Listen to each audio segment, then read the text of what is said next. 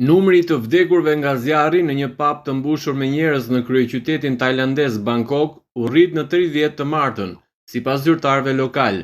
Rreth 76 persona u plagosën gjithashtu ndërsa zjarri u përfshiu pubin Nalat Prao në lagjen Katuchak të Bangkokut pak para mesnatës të dielën, raportoi Thai PBS duke cituar zyrtar.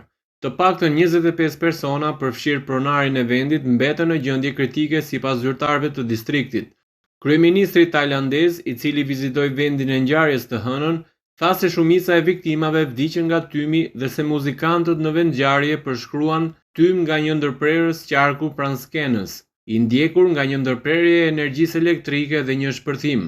Zjarri së dielës në mbrëmje raportohet të jetë zjarri më vdekjeprurës në një klub nate në Tajland, që nga zjarri në klubin Santika gjatë festimeve të vitit të ri në vitin 2009. Ku humbën jetën 66 persona.